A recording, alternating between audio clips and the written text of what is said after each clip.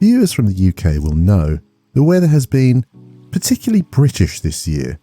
Maybe I'm jumping the gun a little, but I stepped out of my house last week and for the first time in a long time it was actually sunny. That gave me all the encouragement I needed to start dreaming about the summer. Nothing quite says a day in the sun like some time at the beach, but what should you have on your wrist the next time you're down on the sand? I was tempted to set the budget far lower than $1,000 for this video, as sand, rocks, seawater and maybe coral are not all exactly what you'd want around an expensive piece. So expect the bulk of the list to be on the cheaper side, but there were one or two suggestions I wanted to include if you wanted to push the boat out. The rules of the video are very simple indeed. It has to be a watch that works on the beach. That's vague, so just play that by ear for each piece, and by all means disagree with me in the comments if you feel strongly about it. It has to be available at the time of writing for less than $1,000, and finally, for the sake of variety, each brand can only feature on the list once. With all that said, let's get into the video.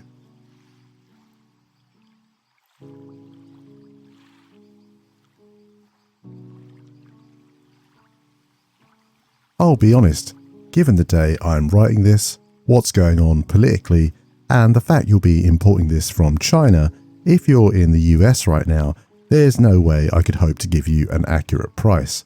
I think the answer is still going to be cheap, but probably more expensive than it was previously. At any rate, what is more perfect for the beach than a watch with a sand dial? It's the ideal beach beater, with 100 meters of water resistance, a VH31 quartz movement, anti-reflective coating on the crystal, and a 316L stainless steel construction. It'll take quite a beating. Even if you go out of your way to take risks with it, the cost of entry is so low you certainly won't be stressed out about it.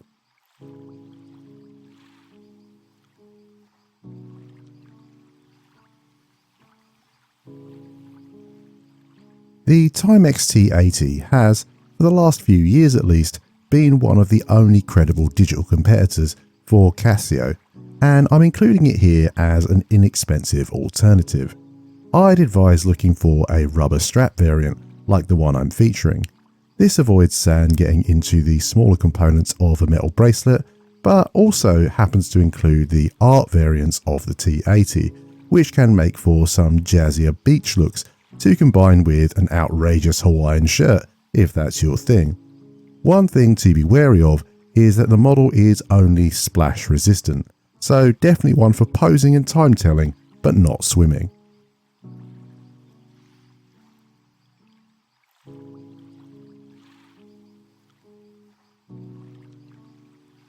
Up until recently, Triwa regularly had various models from their ocean plastic range for sale on their website at below half the RRP.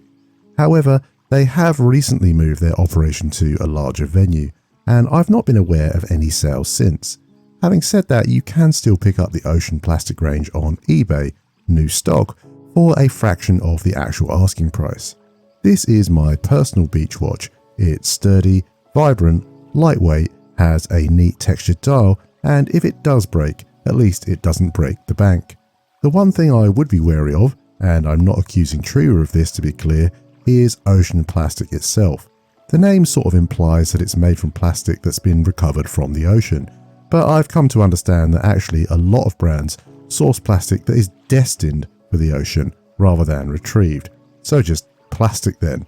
No real kind of moral virtue there.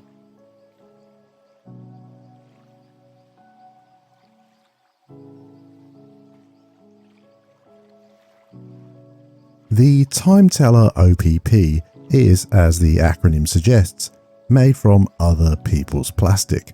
So similar in nature to the Triwa, but not as specific about where the plastic comes from, other than it is recycled.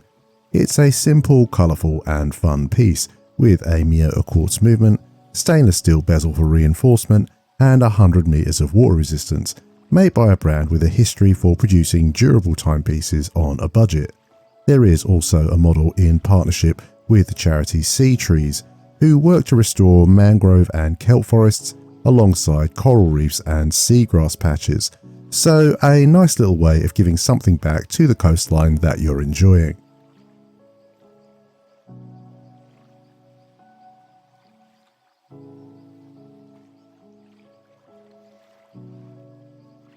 I'm sure there will be some of you who looked at my second inclusion on the list a little quizzically. Why feature a Timex that is splash-proof instead of just going for a Casio? Well, that comes down to my one watch per brand rule, and I knew I was going to be putting the GMS2100 on the list. As you can see from the footage, this is properly waterproof with a 200 meter depth rating. Once again, this has a resin band rather than metal links, but it has an Addiesdive display, light, and well, everything else you'd expect from a Casio. I feel like I might be preaching to the converted with a Casio suggestion, but that doesn't mean it isn't a good option.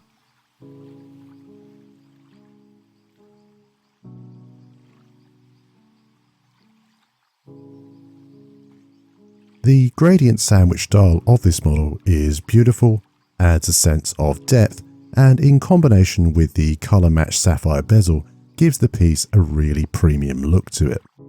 It's no slouch in the spec department either, boasting an NH34 movement, C3 green superluminova, sapphire domed crystal with AR coating, and a bespoke suede colour matching strap. The sand colourway is obviously the best fit for the beach, but the other two options aren't exactly ugly either and are easily smart enough to be worn in almost any situation. I've gotten this far and not even mentioned that this is a GMT, so excellent value for money for this spec, look, quality of finishing, and indeed complication.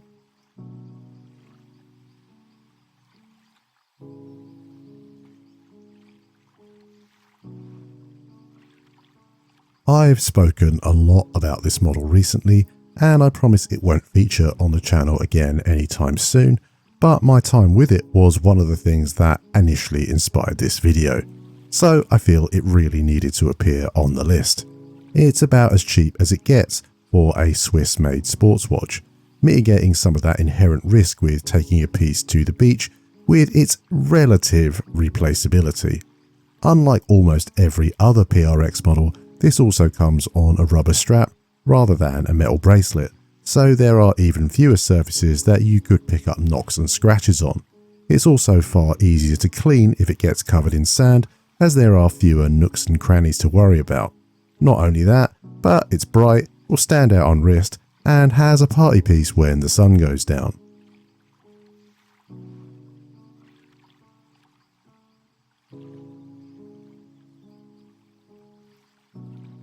What better watch for the beach than one that has a dial that reminds you of one even when you aren't there in person?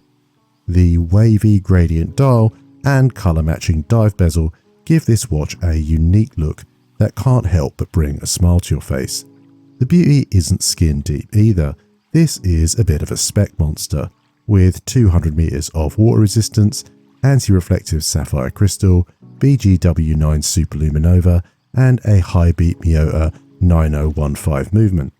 If you want more information, I'd refer you to the Long Island Watch YouTube channel, which is run by the brand's founder.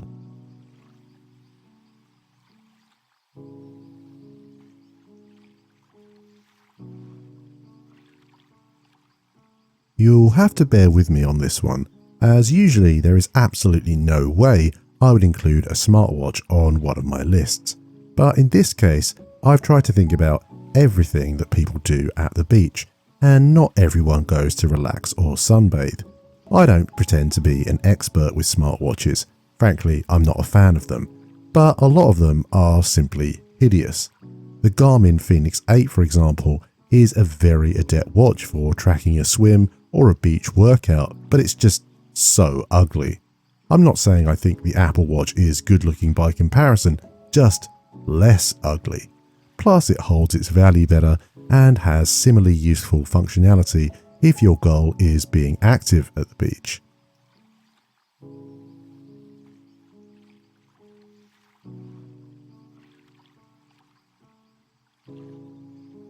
At the start of the video, I talked about the idea that really I wanted the budget for this video to be lower, but there were models that were more expensive that I wanted to feature. Well, really, this is the cause. The Aquamarine dream is essentially what would happen if you took the basic premise of the island of Northport, gave it a really premium spin, and a manufacturer that can feature Swiss made on the dial. Like the Northport, it's a 200 meter rated diver, but at over twice the price for a second-hand model, mind you, I'd be wary of anything that might damage it. That aside, just look at it. Fits perfectly into its beach surroundings, and indeed, it's a perfect way to finish this list. So, there we have it, what I consider to be the 10 best watches that money can buy under $1,000 for a day or two at the beach. I always love to hear different perspectives on this, particularly for less tangible list ideas like this one. What really is a beach watch? Not everyone enjoys doing the same thing on the sand. Me personally, I like walking along in the surf or going for a swim. Hopefully that might give you a little more context on some of the decisions I've made here. Are there other watches you feel belong here though? I'd love to hear from you. Even more so if you've got any experience with the models I've suggested. Let's discuss in the comment section below. As ever, thank you for your time. If you've enjoyed what you've seen or found it informative, consider dropping the video a like and subscribing for more content like this in future.